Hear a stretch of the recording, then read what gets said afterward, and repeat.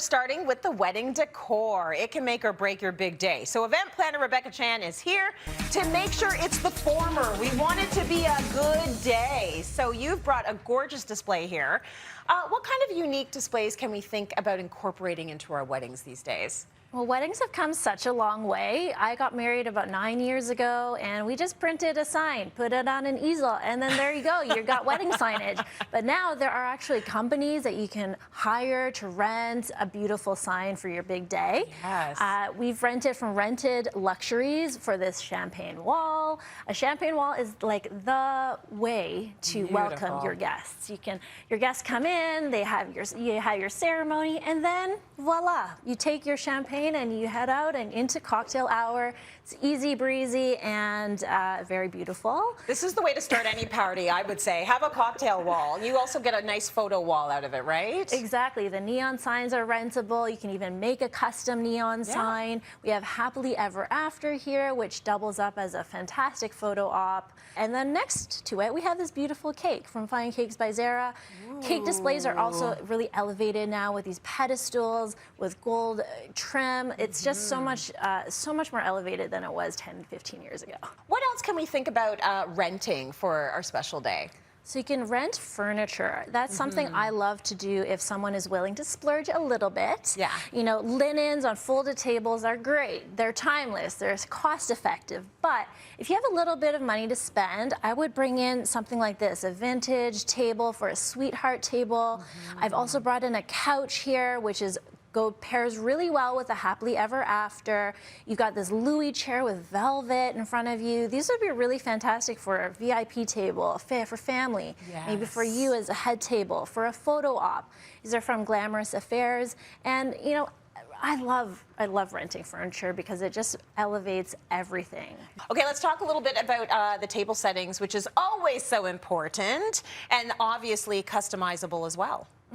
So first, let's talk about the flowers, right? Like blush and white is actually the most popular wedding color. I get brides that say, I want blush and white like 90% of the time. That's the it color combo. It absolutely is, because it's just a little bit different than white, and it looks really beautiful on camera as well. But we've done it a little differently here. We've made it linear. It's on a rectangular vase, so it's a little bit different than kind of the mound with greenery. This modernizes it quite a bit when you use the same kind of flower all throughout. But if you're looking to incorporate pink, but with a bit more color, you're a bit bolder, incorporate some of the peaches, the bright pinks, a bit of the fuchsia color, and that will bring in some of the pops of color for the summer. Opening Night Flowers did this, and he did such a great job. I think that's fantastic that pink has had such a long reign, and not just for weddings and showers, but for parties in general and decor. We're seeing it everywhere. Okay, so now that we've done the flowers and the colors, let's talk about the table settings, because that's the other sort of important part of your meal that night, right? Absolutely. So when you're going with the blush and the white, very often I see my brides and grooms do this. They do white, they do gold, they go very classic.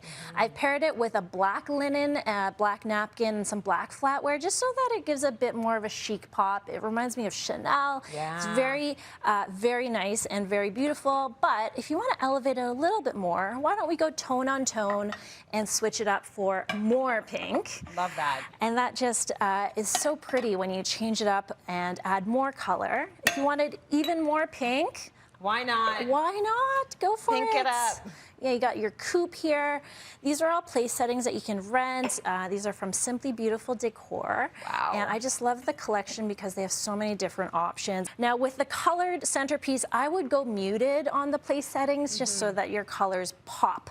But you can still play with color here. You can add in maybe a colored dinner plate. Yeah. Change it up. It's still very organic and very coastal feeling. Nice. And I've got some textured crystal glassware that, it's still very fun, but then this kind of matures it, it's very elegant. So play around with color and be a bit bold with your place setting. Let's talk a little bit about any other details you need to think about when it comes to your big day.